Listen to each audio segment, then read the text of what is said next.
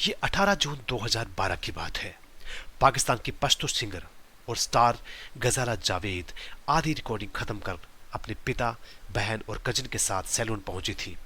गजाला बहन के साथ सैलून के अंदर चली गई और पिता और 5 साल का कजिन नावेद बाहर ही कार में बैठे इंतजार करने लगे। गजाला कुछ परेशान थी। आमतौर पर वो हेयर कटिंग के समय अपने मशहूर गाने गुनगुनाती थी, लेकिन उस रोज वो काफी खामोश थी। हेयर ड्रेसर ने वजह पूछी तो उन्होंने बस इतना कहा, आज बहुत उदास लग रही है। बात चल ही रही थी कि पास बैठी बहन फरहत का फोन बजा। पिता जावेद का कॉल था। उन्होंने कहा, गजाला का पूर्व पति जहांगीर आसपास घूम रहा है, तुम लोग जल्दी वहां से निकलो। फरहत ने वजह नहीं बताई, लेकिन गजाला ने जल्द वापस चलने को कहा। पिता ने अगला कॉल पत्नी निशात को किया और सारी बात बताई। उन्होंने जवाब में कहा, दोनों बच्चों को लेकर आप तुरंत घर लौट आओ। दरअसल गजाला ने 2011 में जहांगीर से तलाक ले लिया था। पेशावर जैसे पिछड़ी सोच के शहर में तलाक जैसे मुद्दे बेहद शर्मनाक और धर्म के खिलाफ माने जाते थे। यही वजह रही कि जहांगीर उन्हें छोड़ने को तैयार नहीं था। सैलून के बाहर अंधेरा छाया हुआ था। गजाला जल्द ही बहन फरहत के साथ कार की तरफ चलने लगी। कार के पास पहुंचकर उन्हें याद आया कि पर्स सैलून में ही रह गया। उन्होंने बहन से पर्स लाने को कहा और कार की तरफ चलना जारी रखा। फरहत दौड़ी दौड़ी पर्स लेने गई। तब तक गजाला कार में बैठ चुकी थी। वो कदम कार की ओर बढ़ा ही रही थी कि अचानक 2 नकाबपोश लड़के कार के पास आकर रुके और अंधाधुंध गोलियां चलानी शुरू कर दी। फरहत पर्स लिए वहीं बेसुध ठहर गई। करीब 10 राउंड फायरिंग के बाद वो बदमाश तुरंत भाग निकले। तब तक आसपास भीड़ इकट्ठी हो गई थी। कार के करीब जाकर देखा तो खून से लथपथ गजाला की सांसें थम चुकी थी। पिता ड्राइविंग सीट पर दर्द से करा रहे थे। पिछली सीट पर बैठा 5 साल का डरा सहमा नावेद चीख चीख कर रो रहा था। गजाला को कुछ समय से गाना गाने पर तालिबान की ओर से जान से मारने की धमकियां मिल रही थी।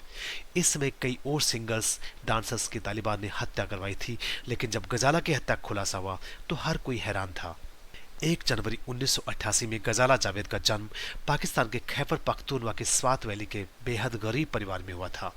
गजाला महज 7 साल की थी जब उन्होंने घर के आसपास होने वाली शादियों में गाना शुरू कर दिया। देखने में बेहद खूबसूरत गजाला जल्द ही लोगों का ध्यान खींचने लगी। उन्हें शादियों में गाना गाने और डांस करने की मोटी रकम दी जाने लगी। आर्थिक तंगी के दौर में गजाला की कमाई से घर खर्च चलाने लगा। समय के साथ काम में बढ़ोतरी होने लगी और उनके लिए खास सिंगिंग इवेंट ऑर्गेनाइज करवाए जाने लगे। गजाला गायकी के साथ स्कूल से तालमेल भी मिला रही थी, लेकिन उनकी खूबसूरती पढ़ाई की दुश्मन बनने लगी। स्कूल से लौटते वक्त आए दिन उन्हें सड़क में बदमाश परेशान करने लगे। छेड़छाड़ के मामले इस कदर बढ़ने लगे कि पिता जावेद ने 5वीं में ही उनकी पढ़ाई छुड़वा दी। अब गजाला ने पूरा ध्यान सिंगिंग और डांसिंग में लगा दिया। हुनर की बदौलत उनके परिवार की आर्थिक स्थिति बेहतर होने लगी। बढ़ती उम्र के साथ गायकी को बढ़ावा मिलने लगा तो गजाला ने डांस करना हमेशा के लिए छोड़ दिया। पाकिस्तान के अलावा गजाला के गाने अफगानिस्तान, दुबई, भारत और काबुल में भी काफी पॉपुलर हुए, जिससे उन्हें विदेश में भी पहचान मिल गई। उन्हें एक परफॉर्मेंस के $15,000 यानी करीब 12 लाख रुपए मिलते थे। गजाला पश्तो की सबसे ज्यादा फीस लेने वाली सिंगर थी। गजाला की देश विदेश में म्यूजिकल एल्बम की बिक्री भी बढ़ने लगी थी। हालांकि ये स्टारडम चंद दिनों में ही छिन गया। 2007 पाकिस्तानी तालिबान कमांडर मौलाना फैजुल्लाह ने स्वात घाटी में कब्जा करना शुरू कर दिया। उन्होंने टीवी, गानों और पब्लिक परफॉर्मेंस और डांस पर पूरी तरह पाबंदी लगा दी। उन्होंने इसे हराम और इस्लाम विरोधी बताया। उस समय कई रेडियो स्टेशन, डीवीडी शॉप और गर्ल्स स्कूल को बम से उड़ा दिया गया। जिन भी कलाकारों ने गायकी या डांस जारी रखा, उनका सरेआम कत्ल कर दिया गया। गजाला जावेद को भी लगातार तालिबान की ओर से जान से मारने की धमकियां मिल रही थी। परिवार डरा सहमा रहने लगा। जान बचाने के लिए वो साल 2009 के आखिर में स्वात वैली से पेशावर आकर बस गए। यहाँ तालिबान का डर नहीं था, लेकिन उन्हें अब जिंदगी जीरो से शुरू करनी थी। पेशावर में लंबे संघर्ष के बाद उन्हें एक स्टूडियो में गाना गाने का मौका मिला। चंद हफ्तों में ही उनकी रिकॉर्डिंग शुरू हो गई और फिर उन्हें बड़े बड़े प्रोजेक्ट मिलने लगे। एक रोज एक इवेंट में गजाला पर पेशावर के नामी बिजनेसमैन जहांगीर खान की नजर पड़ी। वो गजाला की खूबसूरती से इस कदर प्रभावित हुए कि सीधे रिश्ता लेकर उनके घर पहुंच गए। शुरुआत में परिवार इस रिश्ते के खिलाफ था, क्योंकि गजाला ही परिवार के लिए इकलौता कमाई का जरिया थी। लेकिन जहांगीर हर शर्त पर शादी के लिए उतावला था। उसके बार बार घर आने पर गजाला के पिता जावेद ने सोचा कि शायद यही वो मौका है जिससे गजाला गायकी से दूर एक इज्जतदार घराने में शादी कर अपनी जिंदगी संवार सकती है। उन्होंने जहांगीर को शादी के लिए हामी भर दी, लेकिन दूसरी तरफ गजाला इस रिश्ते के लिए कतई राजी नहीं थी।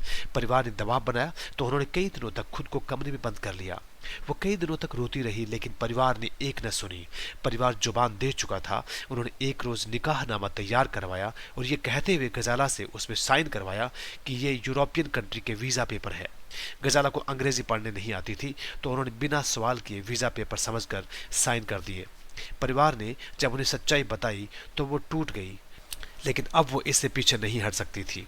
गजाला शादी को स्वीकार कर चुकी थी, लेकिन चंद हफ्तों में ही शादी टूटने के कगार पर आ गई। शादी के बाद गजाला को पता चला कि जहांगीर की पहले ही 3 शादियां हो चुकी थी, जिससे उन्हें 4 बच्चे हैं। वो कई दिनों तक बिना बताए उन्हें छोड़कर दूसरी पत्नियों के साथ रहते थे। सच्चाई जानकर गजाला टूट गई। वहीं दूसरी तरफ जहांगीर ने उन्हें गायकी से दूर रहने की हिदायत दे दी थी, जिससे झगड़े और बढ़ने लगे थे। एक रोज तंग आकर गजाला घर पति का छोड़कर अपने पेरेंट्स के पास चली गई, लेकिन परिवार ने उन्हें समझा बुझाकर वापस पति के पास भेज दिया। इस बार पति के जुल्म और बढ़ गए, बात मारपीट तक पहुंच गई। उन पर परिवार से संपर्क करने की भी पाबंदी लगा दी गई। वो कई बार मारपीट से तंग आकर घर भाग जाती थी, लेकिन हर बार जहांगीर खुद को सुधारने का आश्वासन देकर उनके परिवार को मना लेता था और हर बार पेरेंट्स उन्हें वापस भेज देते थे। यह सिलसिला 1 साल तक चलता रहा, लेकिन फिर साल 2011 में गजाला ने उनके खिलाफ घरेलू हिंसा की शिकायत दर्ज कर तलाक की अर्जी दे दी। पेशावर में तलाक जैसे मुद्दे बेहद बुरे समझे जाते थे और पितृसत्ता वाले देश में महिलाओं पर उंगलियां उठाई जाती थी, लेकिन इस बार कोर्ट ने गजाला के पक्ष में फैसला सुनाया।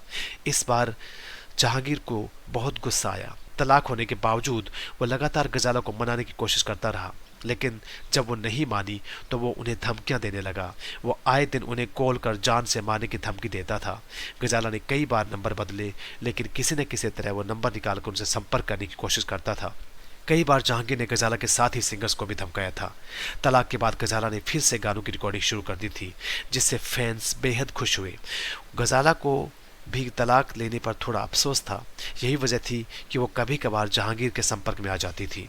न्यूज़ वीक को दिए इंटरव्यू में गजाला की मां निशात ने बताया था कि गजाला को जहांगीर पर पता था कि वो कभी उन्हें नुकसान नहीं पहुंचाएगा। एक रोज उन्होंने मां से कहा था, जिस दिन जहांगीर ने मुझे चोट पहुंचाई मैं अपना सिर मुंडवा लूंगी। वो मुझसे प्यार करता है, मुझे कभी नुकसान नहीं पहुंचाएगा। ऐसी कोई गोली नहीं जो मुझे मार सके। इसके कुछ दिनों बाद ही गजाला और उनके पिता की हत्या करवा दी गई। शुरुआत में तालिबानी संगठनों पर संदेह जताया जा रहा था। हालांकि जब जांच शुरू हुई तो घटना के वक्त उनके साथ मौजूद बहन फरहत ने पूर्व पति जहांगीर पर आरोप लगाए। उन्होंने कहा कि बदमाशों ने गोलियां चलाई थी, उनके साथ जहांगीर भी वहीं खड़ा था। वो लगातार बदमाशों से कह रहा था कि जल्दी गोलियां चलाओ, किस बात का इंतजार कर रहे हो। फरहत के बयान के बाद जहांगीर की गिरफ्तारी हुई। जहांगीर ने बिना समय गंवाए जुर्म कबूल कर लिया। उसके इकबाल जुर्म के अनुसार शादी के बाद गजाला के गाना गाने से उसके परिवार की बदनामी हुई थी। इसके बाद तलाक की खबर फैलने से भी बदनामी काफ़ी बढ़ गई थी। वो चाहता था कि किसी तरह गजाला लौट आए, लेकिन वो इसके लिए राजी नहीं थी। ऐसे में सबक सिखाने के लिए उसने हत्या की साजिश रच दी। आरोप साबित होने के बाद स्वात सेशन कोर्ट ने जहांगीर को दोषी मानते हुए फांसी की सजा सुनाई। साथ ही उस पर गजाला की हत्या के लिए 5 लाख रुपए फाइन और उनके पिता जावेद की हत्या के लिए 2 लाख रुपए फाइन लगाया गया। हालांकि 22 मई 2014 में गजाला के परिवार ने जहांगीर को माफी देकर आउट ऑफ कोर्ट सेटलमेंट कर लिया, जिससे उसे बरी कर दिया गया।